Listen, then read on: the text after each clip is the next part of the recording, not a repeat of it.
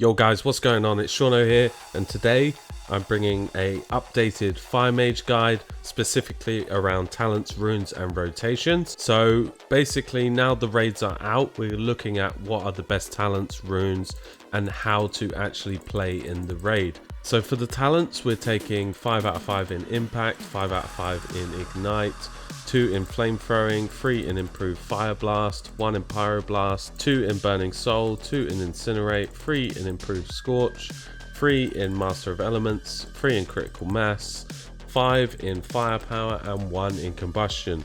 Now that fills out the fire tree.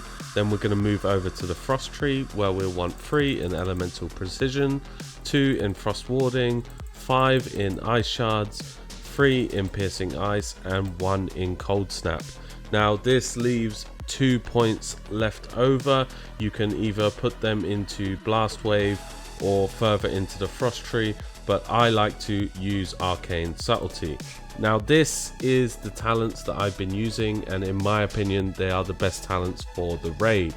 For the runes we're going to go with hot streak, overheat, burnout, bell firebolt, living bomb, frost firebolt, icy veins, spell power and fire specialization for the ring. Now the second ring slot you can either take arcane or frost. I like to take arcane because if you do need to counter spell it is really good. Otherwise you could take frost if you're doing a lot of frost novas on mobs and things like that, but I would take arcane.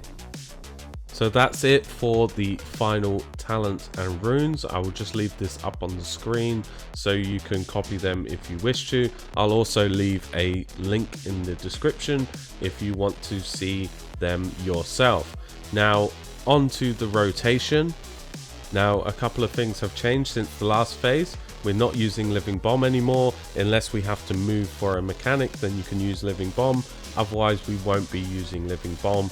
We are just using improved scorch, bell firebolt, fire blast and frost firebolt. Now of course you'll want to scorch as soon as you can, but in this instance I've got 2 other mages who are willing to scorch, so I skip scorching in this. So in which case I'll bite firebolt straight away, frost firebolt and fire blast. Using fire blast you can either use it on cooldown for the most DPS, or you can use it to fish for pyroblast, which I was doing towards the end of this fight. Now the problem with this fight is we did actually accidentally pull it, so I'm not in the best position, as you'll see in a minute. What I thought we were going to reset it, but then we decided actually let's just fight it, so I got myself in a really bad position, so I couldn't actually fire blast.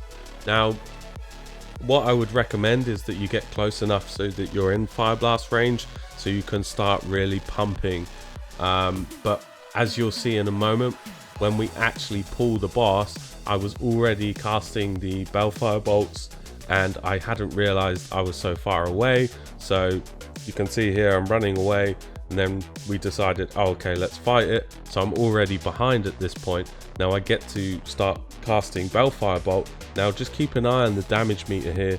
As you'll see, the numbers start going absolutely crazy.